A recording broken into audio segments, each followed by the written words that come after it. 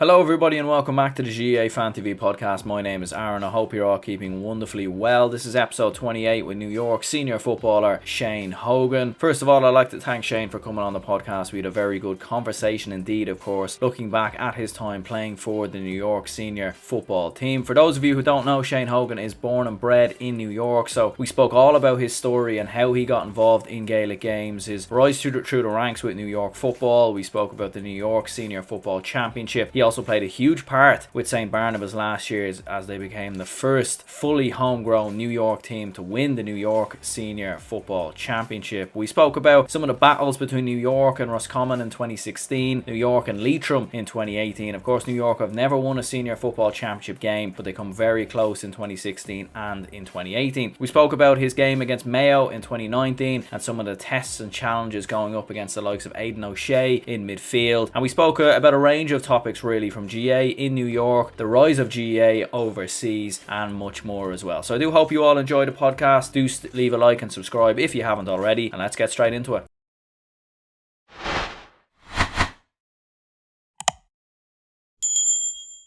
Okay, so I'm joined here by New York senior footballer Shane Hogan. I suppose first of all, Shane, great to have you on. I appreciate your time for jumping on. I suppose I'm very fascinated by your story playing for New York senior footballer. New York senior football. Obviously, you're a native New York, born and bred.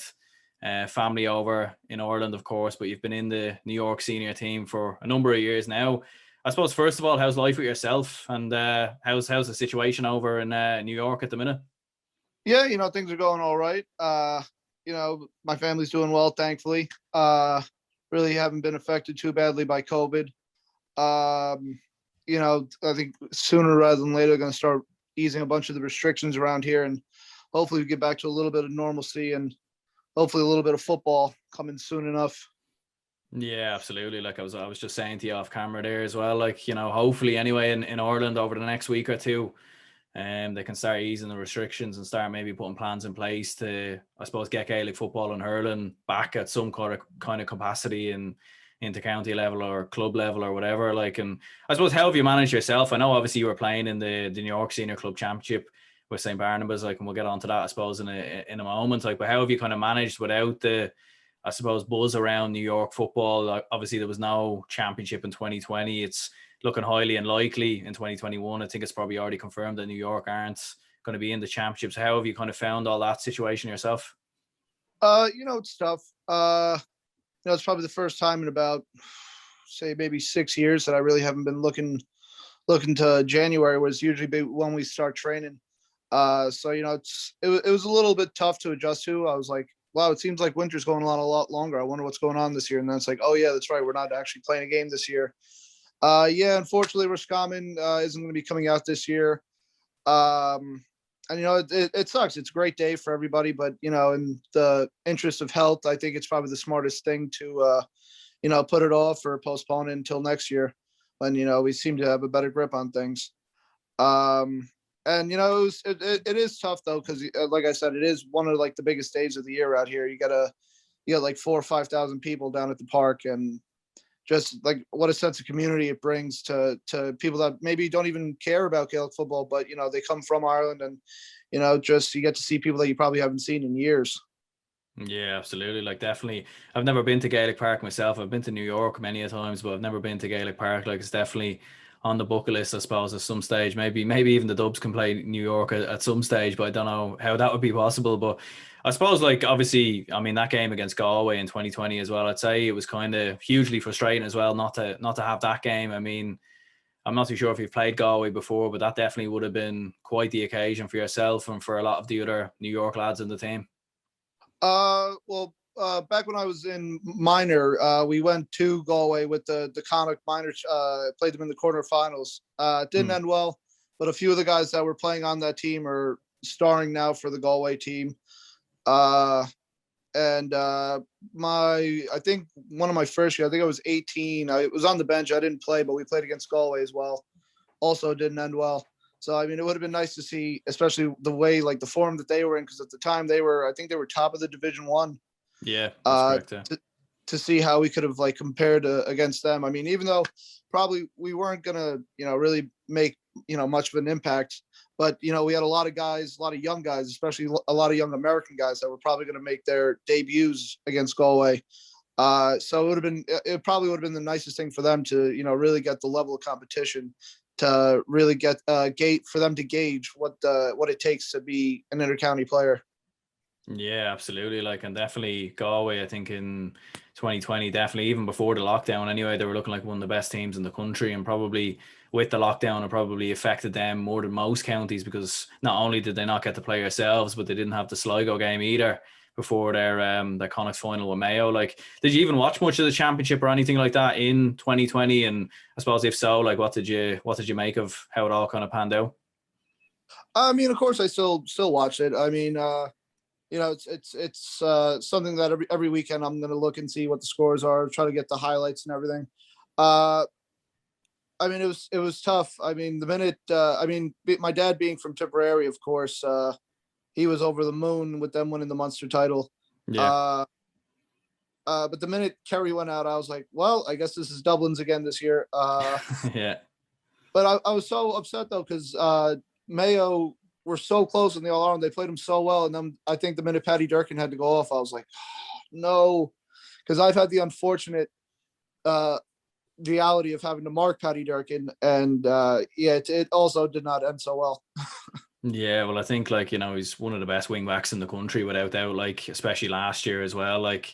His athleticism moving up and down the pitch, he's one hell of an athlete altogether. And yeah, I agree with you in many ways. I think Mayo are kind of matching Dublin toe to toe. I mean, would have won? I suppose. I guess we won't know, but they definitely might have pushed Dublin a lot closer, I'd imagine, kind of going into the final 15, 20 minutes or so.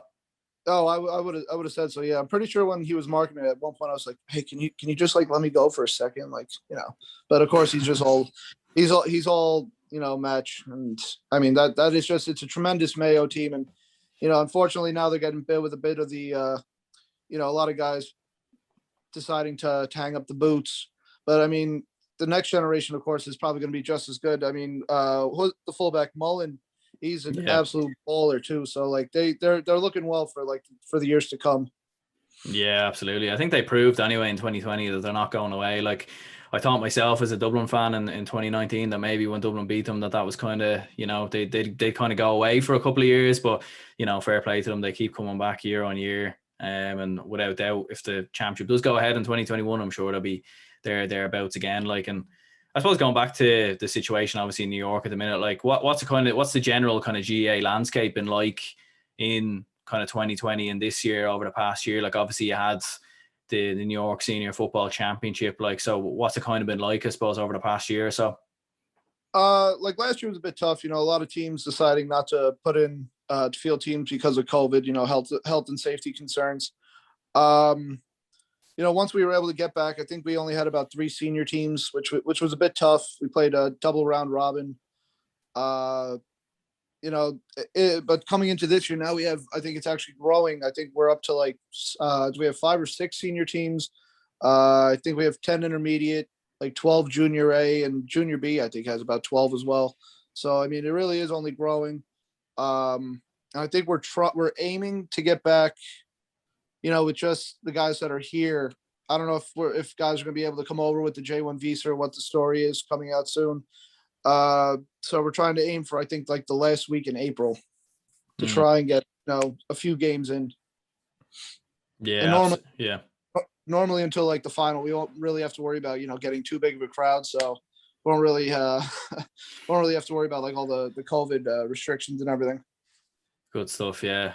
I suppose, hopefully for yourselves anyway, you can kind of come more out of it by then and kind of have a bit of a crowd and have a bit of an occasion out of it. And I suppose, winning that New York Senior Football Championship, with St Barnabas, the first fully homegrown, players in New York, I suppose, to do it, a tremendous achievement, I'd imagine, for yourselves as a team and as a group. Yeah, I mean, we set out with the goal, Sligo, that had been the champions. They did such a great job representing New York. I mean, they did it right. They brought in a bunch of guys that were already in New York. And I mean, they were able to win the final the year before. And we knew that we had a good team. We had a good young team. We had a lot of guys that were a little inexperienced. but I mean, they matured so quickly, and these guys were up for the game and up for everything, and everything Sligo threw at us, we kind of just matched them. I mean, they had a lot of guys that have intercounty experience, like Peter Cook from Galway, Mel Murphy from Sligo, Vinnie Cadden, a lot of guys that had represented New York, Johnny Glynn. So we knew that it was going to be a real like undertaking, but I mean, I don't know how, but we somehow pulled it out, even when we were 10 points down with 10 minutes to go. Yeah, I suppose that's it. Like, it's all about the fighting spirit at the end of the day, and always kind of never giving up, I suppose. And like, looking at the kind of work that's been done, I suppose, like a grassroots level, like over in New York at the moment, and Gaelic football. Like, how much work do you think is put into the club for promoting Gaelic football over a year-on-year basis? Because I suppose to have a fully homegrown team playing Gaelic football in a pandemic, and obviously not just playing but winning as well, like, I suppose it is kind of, for as tough as 2020 has been, I suppose that's sort of something, I suppose, to look back on and I suppose be proud of in many ways. Oh, our minor board division is only growing, and it's such an unbelievable thing to see. I mean, Mickey Quigg, Simon Gillespie, all the coaches that are involved in the minor board ranks, they do such a tremendous job. I mean, I hear coaches complaining that they have too many kids. Like, it's so hard for them to try to teach like them all. But they do such a great job of bringing in these kids and getting them in touch with Gaelic football and hurling as well. Hurling is growing as well.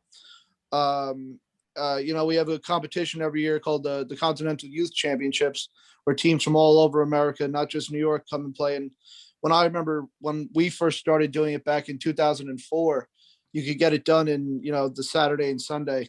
Now they actually have to take all week. Parents are complaining that they actually have to take a week off work to go and do this. But I mean, it's such a compliment to everybody that's put in such a great work. And like I was saying, if we had seen the Galway game last year, you would have actually seen the fruits of a lot of these labors, because I think there was probably going to be 6 or 7 young new American boys that were going to make their debut. Yeah, and I suppose that kind of leads me onto what I was going to ask you next. Like, what kind of, is there any players kind of that came through that team in St Barnabas that you think could, break onto that New York senior team kind of in 2022? Yeah, the corner forward, his dad used to play with Kerry, Mikey Brosnan. He is an absolute baller. I can't wait for him to actually get into the intercounty panel. The Mather brothers, there's about 4 or 5 of them. I'm not gonna name one because I don't want them fighting each other out in Queens. The Cole brothers. I mean, all these kids, they're all fitness freaks. I don't think even in my 8 years of like playing with New York that fitness was ever like my top priority. But these guys come in and they're just like, when we do training and stuff, I'm like, just go around me. I'm the old guy on the team now. Just run around. Like we're doing, they have us now, our trainer, Johnny McGeaney, signed us up for CrossFit. I don't know. Have you ever done that before? I've never played CrossFit. No. It Like, looks like a crazy sport altogether. Yeah. The short, intense workouts. Yeah. They're like yelling at me and I'm like crying. I'm like, just leave me alone. And these guys are just destroying it. And I mean, there's about maybe 8 or 9 of the Barnabas panel that probably could play with New York. That's very interesting. Yeah, like hopefully definitely in 2022, like we get to see a few of them play, and I suppose obviously kind of work towards that kind of first senior championship win, because I'd imagine that's the big goal for yourselves, and I suppose for all those kind of young lads coming through. Like, obviously you had a crack against Roscommon in 2016, came very close, 2018 very close. So I suppose in the next couple of years, whether it be a Sligo, Leitrim, or who knows, whoever it may be, like that's kind of, I imagine that's the big goal for yourselves now moving forward. Yeah, I think, going forward, slightly like when you look through Connacht, of course, you're looking at the Mayos and the Roscommons and the Galways, and you're thinking, maybe if you catch them on the right day, this could be, maybe we could do it. But, Sligo, of course, and Leitrim seem to be the aiming point, especially with 2018 being so close. But, I was actually just thinking about it before. Like, we had such a great team in 2018, so many guys with like so much intercounty experience, like Tom Caniff and Jamie Clark, that just having them in the panel, like, and I think going forward, like, I don't know if we'll ever see like a real true all-American team. I know that I think it's in the works for maybe next year. They're trying to get a team for 2022 to travel to play of all-American in the junior championship back in Ireland. Which I think really will only help. And I think they'll probably they'll do very well over there. But just getting guys like that and guys of that quality to come in and maybe like be the sort of figurehead of the ship to like steady like all these young guys to really show them how we're supposed to play football. It really only helps. Yeah. Yeah, I suppose absolutely. Like definitely to kind of continuously grow the sport and I suppose get more and more people involved is always kind of the main thing. Like and I suppose like for yourself as well, like obviously you were kind of mentioning earlier that your dad is from Tipperary. I think your grandparents and your mom's side are from Ireland as well. Like was that kind of one of the main reasons that led you to get into Gaelic football or was there kind of more to it as well? No, I would say that was like one of the big reasons. My older brother, I remember he was playing and I just went up and started like shooting and the ball kept going over the bar and I was like, I'm a young kid and the ball's not going in the net and I'm like, oh my God, I suck at this. And they're like, no, that's actually good. So they were the coach of the team was like, yeah, do you want to play? And he brought me on and started training. And from there on, I was pretty much just all in love with it. And it really helps that my dad was actually my coach from underage pretty much throughout. So really, I got a nice like family sense of everything, and like all the guys that I played with growing up through the years, like we're all still friends and everything. So it really is like it's a good family sense and a good community sense. And having my grandparents go to like every game, and my mom is, if you're ever in Gaelic Park, is always going to be the crazy one yelling. So you won't be able to miss her. I can imagine. So yeah, like and like who would have been like your kind of favorite player even growing up or like kind of biggest inspiration or player maybe you look towards to kind of try and I suppose emulate for yourself as a Gaelic footballer? My favorite player probably growing up and the guy I probably tried to play a bit like was Shawnee Kavanagh from Tyrone. He Mm. was like, I was always a little bit like bigger than like a lot of guys that I was playing with. And Shawnee was just such a big, Mm. like hulking guy that he was just so skillful, and the way that he played was unbelievable. I think I was the only one that like defended him when Joe Brawley tried to tell him off. Yeah, yeah. Although I think they're good mates now. I think, or they're more on the good side now. I think, but yeah, no, Sean Kavanagh without doubt. Like, kind of, I mean, his physicality, his pace. I mean, there's not much he couldn't do, and I often wonder maybe like could have he stuck around for another year, played against the Dubs in the 2018 All Ireland final. Who knows? But without doubt, one of the best to do it. Like and full of a good crop of many kind of Tyrone players to come through like down the Oh, years. oh yeah, somebody actually told me a story that when he went out for the summer to play like in Chicago, that like he used to just ride his bike everywhere. Like he was such like a fitness like freak, Hmm. like that even if he was working like 7 miles away, he would just be riding the bike the whole way. Like I was like, wow, I'll never do that. Yeah, no, me neither. Like I think that's fairly ambitious, all right. Like, and I suppose like do you even play any other sports or anything like that? And what kind of drives you even to play kind of Gaelic football year on year to kind of keep coming back and kind of keep going at it? Like, what's the kind of big motivation would you say for yourself? Well, I play basketball. Really, it does get me in good shape. Growing up, I played American football, soccer. Probably the thing that got me going back every year was, trying to get that first win with New York. Yeah. Like there would be no reason like I'd be going up freezing my ass off in Gaelic Park, trying to win this first game. But now like my main goal this year, especially with no game, would be trying to re-win the senior championship. Hmm.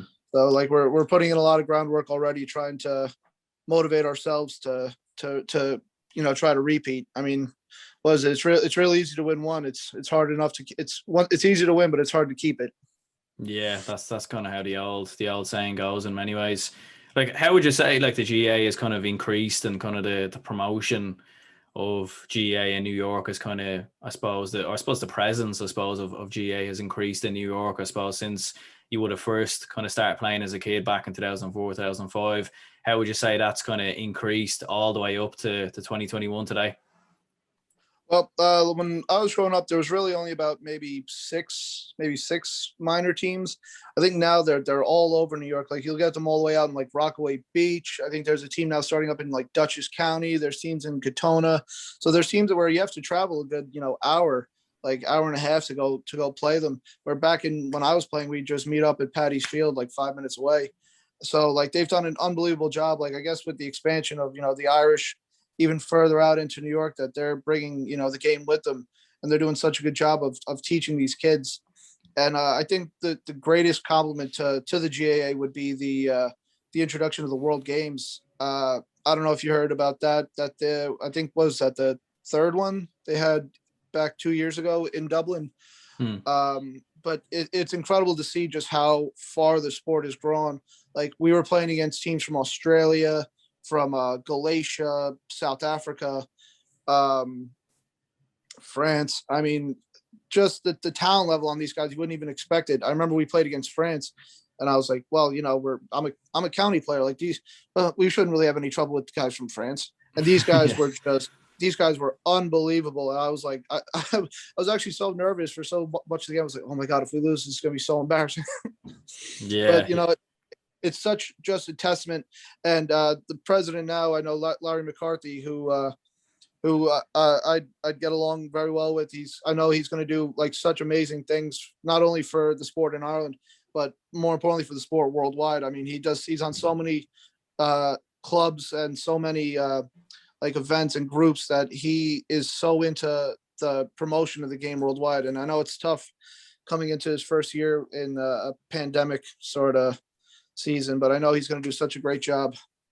Yeah, it definitely is a tough time for him to come in, all right. But definitely, the sound boys I've been hearing myself anyway is definitely more than positive. And yeah, like what you were saying with the World Games, like I think even, it'd be great to kind of see more promotion around it as well. Like, and kind of see them maybe on YouTube, like if games were streamed and you could actually watch more games or kind of, get more involved, I suppose. But yeah, definitely, I think, going down further down the line, it'd be great to even see, more, teams get involved like Toronto GAA or Montreal, or I had Paul Shoga on the podcast not too long ago, and he was telling me a bit about training teams over in Moscow. Like, and would that even be something maybe you'd even be interested in as well, as kind of even running off like a pre-season tournament even before, like say an All Ireland, before that kind of championship game against a Galway or a Roscommon or whatever? Oh, absolutely. I mean, like usually now before we play a county team, that we try to get like a bunch of we have like a development team that comes and plays, and we get maybe a team from Boston to come down and play, and Philly to come down and play. And a lot of the guys that will come down and play, they also go over and play for I think it's North America, put in the North American board. Like we're not part of we have our own sort of like we're under the New York GAA, and everywhere else sort of falls under the US GAA. So they kind of put a team in together. But I mean, when you go to this thing, you're kind of just looking around, and like I think Irish might actually be like the sixth language spoken at the World Games. I mean, and I think English might even be fifth. I mean, there's so many like different teams, and it's so exciting to see just the future of like what the GA could possibly be. Yeah, I mean I suppose that's the big thing, is it? Like, isn't it? Like, kind of, be interesting to see kind of how it goes over the next couple of years. And I suppose with the pandemic, it probably has slowed a lot of that down. But hopefully going into 2022 and 23, like we can definitely kind of see more of that and more promotion of that. Like, and I suppose obviously when you did kind of make it into the senior team with New York, like what was that experience like? You're only 17, I think, when it happened, playing, making your senior debut. Like, I'd imagine that was quite the experience for yourself as well. Yeah, Connie Malloy was our manager. We were over playing in the British University Championships, and he was just over because his son CJ was on the team as well. And he came up to me and said, would you be interested in playing with New York? Like, you have the talent to play. So I had to ask my dad, and of course, my dad's first reaction was absolutely not. He was like, "You're going to get hurt." I was like, "Well, I mean, why don't I just go to the trainings and we'll see." And I think the first training, me being like a maybe a conceited or sort of, I have this uppity attitude now that I'm the kid on the team. I tried to split two of the guys, and they just met me like a sandwich. And I don't want to say I cried, but I wouldn't deny that I cried. Yeah. So I kind of just hobbled off, and I got home, and my dad was like, "How was it?" I was like, "Oh, it was fine. Don't ask me any more questions." But I stayed with it. We played against Sligo, and unfortunately, it didn't really go so well that day. I was marking Charlie Harrison, who I've described in the past as an absolute horse. But you know what, I think it was a good thing for me, you know, sort of a shell shock kind of moment. Because I kind of, you know, I got thrown right into the deep end, and you know, really from there it was like a sink or swim. And I think that experience sort of helped me kind of, you know, see what this was all about. And that's was the problem with not having the Galway game last year. You know, even though we probably weren't, you know, we would have, you know, done well, but I don't think we would have been, you know, I don't know how the outcome would have been. I'll put it like that. But it would have been great, like experience just for these young guys, just to see what they could be made of. Yeah, and I suppose like the only kind of, the way you gain experience, I suppose, is through playing, and I suppose going through them experiences, like you said before, like I suppose, and if you make mistakes, you can only learn when you make mistakes, I suppose. So that would have been kind of a big occasion for yourselves, definitely for a lot of the young lads kind of coming through. Like what kind of players even and managers even, or anyone kind of around the New York panel would you kind of leaned on even for like experience or advice, even like when you came into the senior team first, like even some of the players maybe who came overseas, like who would you have kind of spoke to and kind of got advice off? You know, there's a few guys like real problem like now with New York is like I think I've like joked about it that we've had I think I might have played with like the most amount of county players like in my career because the turnover rate is so high. But you know, there's like a core group of guys like, you know, the Keith Scally from Westmeath, like back when I first started, Jason Kelly, Dan Duna, Adrian and Kenny O'Connor. Like these guys really carried the flag for New York for so many years, and they did such a great job. You know, just being able to ask them, you know, what you know their experiences were like. What can I do to be different? Um, you know, they really just they were all so helpful, and like they did such a great job of like helping to mentor me. And like the coaches like did such a great job, especially I'd say Justin O'Halloran, who was our coach for the Leitrim game and the, you know, the game against Roscommon where we came so close. Um, you know, they've really only done a tremendous job. And you know, going forward now, you know, Johnny McGeaney, who's our coach with Barnabas, he's brought in a lot of the young guys. So he's really going to be putting his foot forward, and he does such a tremendous job within the community that he really is such like a positive influence for everybody that I think it's only going to help us going forward. Mm. And I suppose looking at that 2016 clash with Roscommon, like I suppose arguably one of New York's kind of greatest ever GAA performances. Anyway, like obviously you were beaten by a point on the day. Roscommon went on to the Connacht final. They were beaten after a replay. So, like, what was that whole experience like coming up against that Roscommon team that day? I mean, it was incredible to see because like these were guys that I'd watched growing up. You know, my grandfather being from Roscommon, you know, seeing Donald Shine and Senan Kilbride and the Craigs. You know, it was such like a butterfly moment. I was like, oh my god, like this is really it.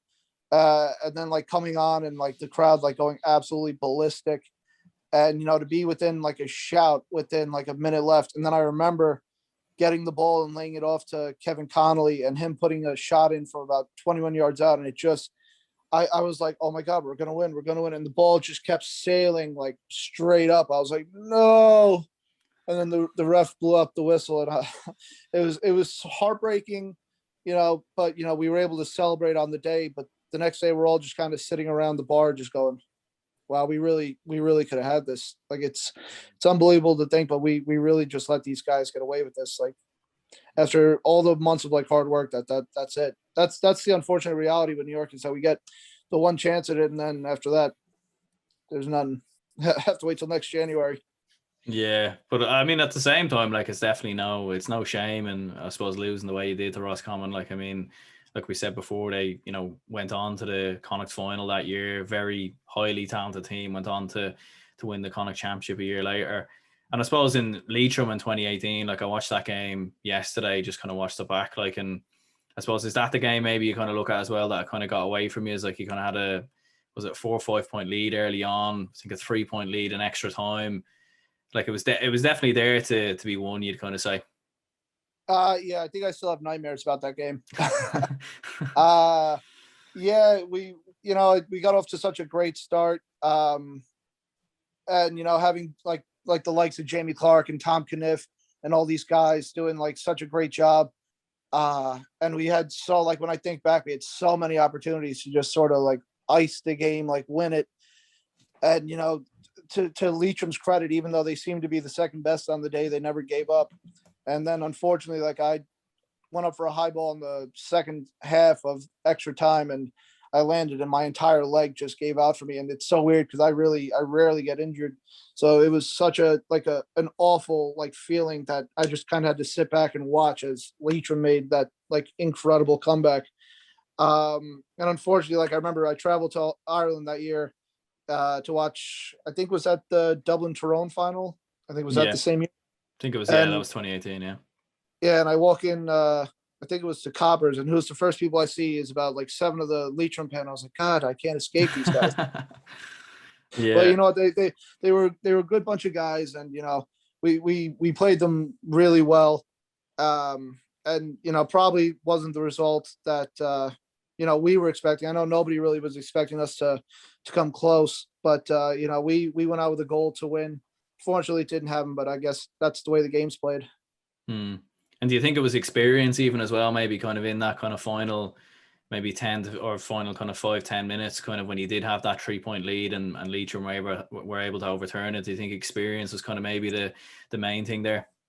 Oh, 100%. I mean, even though Leitrim had just come off, I think, like an abysmal sort of like league campaign, that's still quality games that that they get. And probably if we had those games, we would have known what to do, like to kill out the clock in the last 5-10 minutes. And yeah, I mean, I always say that experience is such an invaluable thing that really it would have only helped us. I mean, we were kind of just running around with the ball, didn't know what to do with it. And Leitrim got real aggressive, turned us over, and went down and made all the right plays. And yeah, just experience. If we had those extra games, I think we would have been able to do the job. Although I think it would have been one hell of a nightmare for the GAA to try to figure out how to get us home. Yeah, I was kind of thinking that as well. I was kind of wondering, like, although I'm sure they want New York to be successful, but at the same time, they're probably thinking like, what are we going to do when they do eventually win a game or whatever. But like playing with Jamie Clark as well, I suppose. I mean, like one of the best players definitely in that team, kind of playing through New York, like very, very talented. I think the point he scored in extra time, I remember it very well. One of the best points on the day. Like, what was it like kind of training with him and sort of playing with him week in, week out?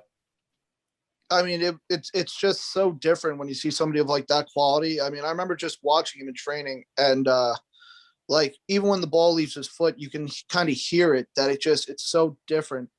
And like it kind of gets a bit of excitement. Like I get to go against a guy like this like every day. Like every day you get to try to measure yourself against a guy like this. And even before the Leitrim game, like he wrote me a lovely message just saying, hey, you have the talent, you have the drive. Now tomorrow will be the day that we get to put it all together. So I mean, Jamie was such like a great guy to play with.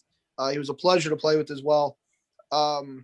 But it was amazing seeing him trying to do like some of the shots that he tried in practice. And I'd be like, well, why the hell are you attempting that there? He goes, I'm doing it now. So if I have to do it in the game, it's actually going to go over. I was like, all right, fair enough. I know that if I tried to do that, they'd have me off on the bench, but you do what you want, pal. But like him and Caniff, I'd say would probably be like one of the bigger mentors towards me. Hopefully he never sees this because he'll never let me live this down. But having a guy with such experience, and he's been through all the battles, all the wars against all those great teams like Dublin and Tyrone, that he really just he has such like a mind for the game. Like his IQ is through the charts, and having a guy like that is like as a rock back there is really invaluable. And I suppose looking at like who do you reckon would have been the best player you played against as well? I mean, many a team there. I suppose looking at Mayo even in 2019 when you had Aidan O'Shea in the midfield there, Matthew Ruan as well. Like, who like would have been one of them? Do you think, or do you think maybe there's someone else maybe that kind of springs to mind?